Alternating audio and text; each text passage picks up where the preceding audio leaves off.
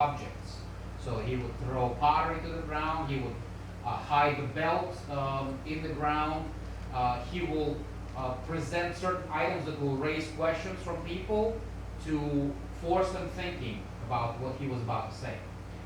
He uses pottery and the clay metaphor for God and his nation of Israel. That's where we learn about that metaphor first in the Bible.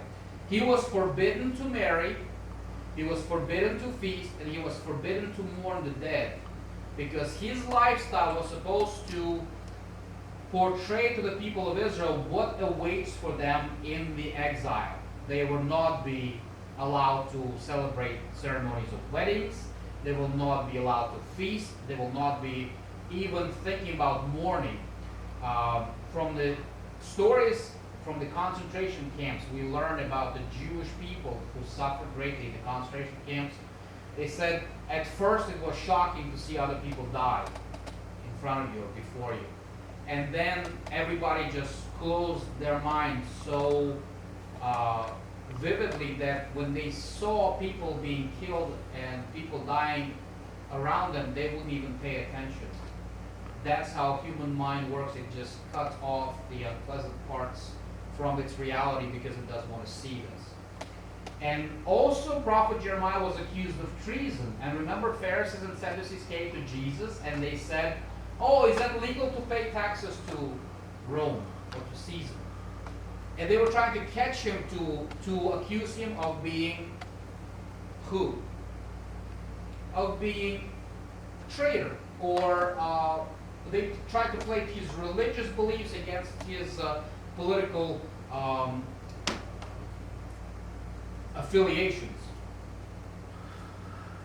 So let us summarize. Why did the people believe that Jesus looked like one of these, or the Son of God, or the Messiah was either Elijah or Jeremiah or John the Baptist?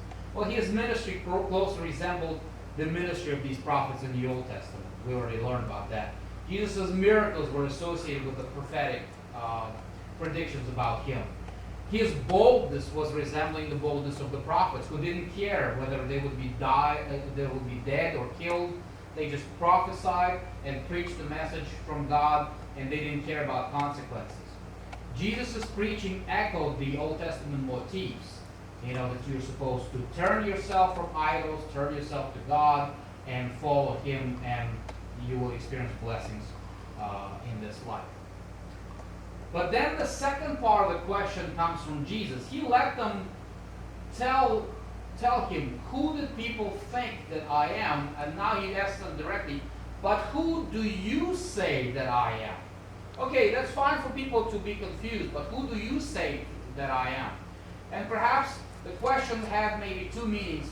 Who do you say to those people who I am to correct their view about me, as opposed to who do I say to me that I am? Because the disciples' responsibility was to correct other people's erroneous thoughts about Jesus. They were supposed to correct them and explain to them who was this Messiah Jesus, and why we should follow him, and why we should imitate his lifestyle. And that's where we are encountering this place where Jesus is probably sitting right in the same locality, Caesarea Philippi, and when he asked him this question, Peter says, "You are the Christ, the Son of the living God." So we see a few different titles here that are used about Jesus. First title that we heard is Son of Man. Who do you think that the Son of Man is? What does it mean? Do we use this kind of language in today's age? Very rarely would you hear that. So this title was first used by prophet Ezekiel about 93 times to reflect the prophet's humanity. He referred to himself as the Son of Man. This title is also used as a divine apocalyptic figure in book of 1st Enoch and 4th book of Ezra. These are apocryphal writings. They're not in the canonical Bible.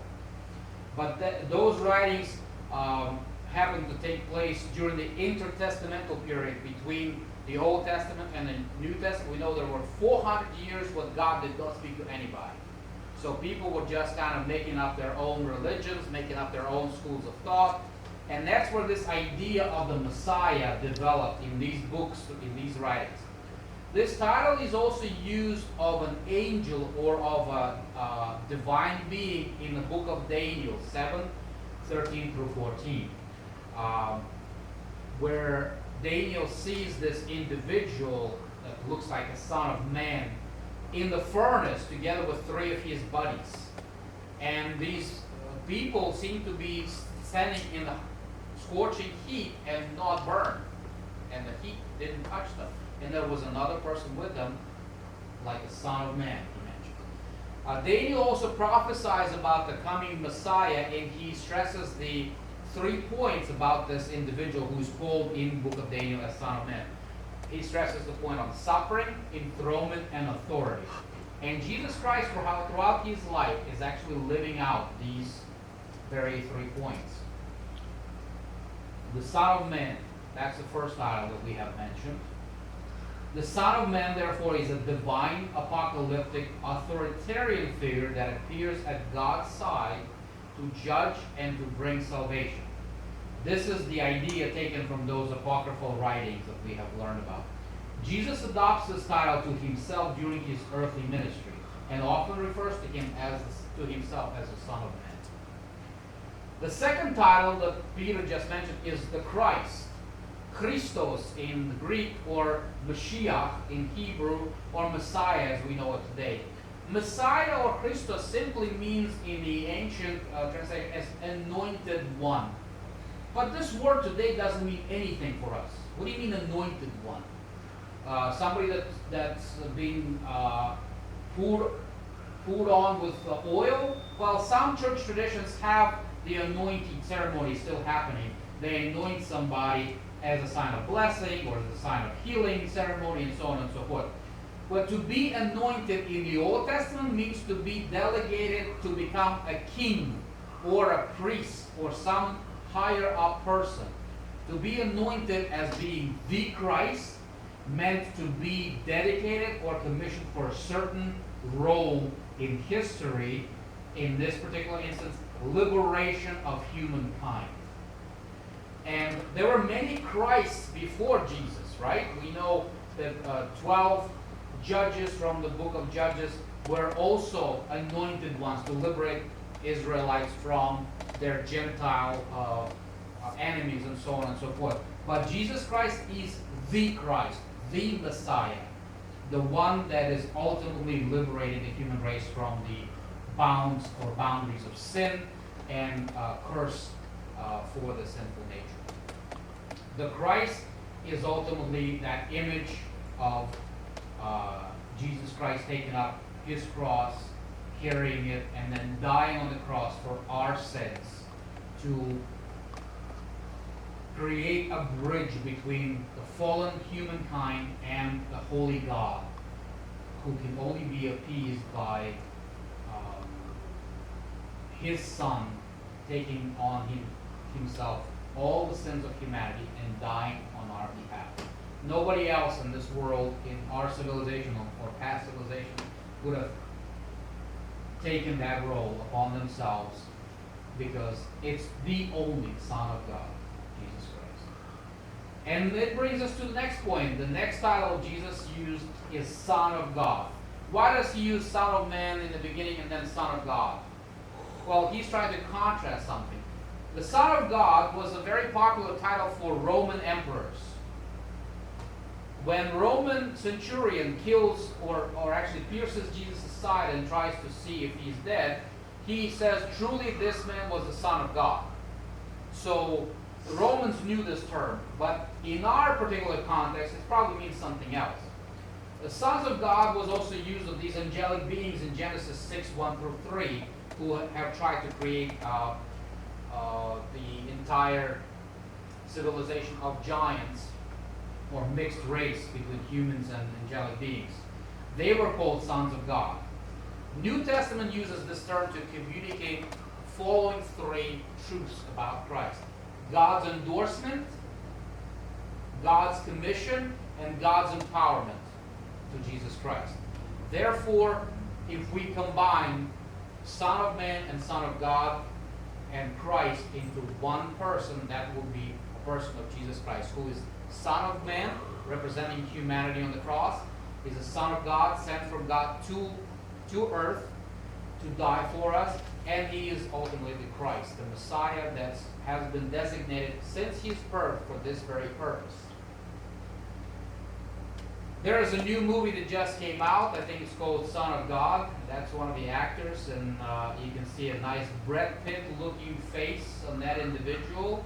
I seriously doubt that Jesus actually looked like that. Here's another portrait of Jesus, actually portrayed by an artist called Akiana, a little girl. I think she's probably right now in her teenage years. She has experienced a clinical death and claims that she was taken up to heaven and has seen Jesus and paradise, and she draws amazing pictures of surreal landscapes and surreal color schemes, and that was actually the portrait of Jesus that she drew, and she said that he has blue-greenish eyes, and that was approximately the image that she that she saw when she was in paradise. Now, I'm not going to be dogmatic about it because I don't know whether it's truth or make-believe or maybe a desire to be presented as a truth, but most likely Jesus looked like a Jewish man, a Jewish boy, not like a European or Italian or Hispanic person, right? So let's not make an idolatry of the image of Jesus that we would like to believe in.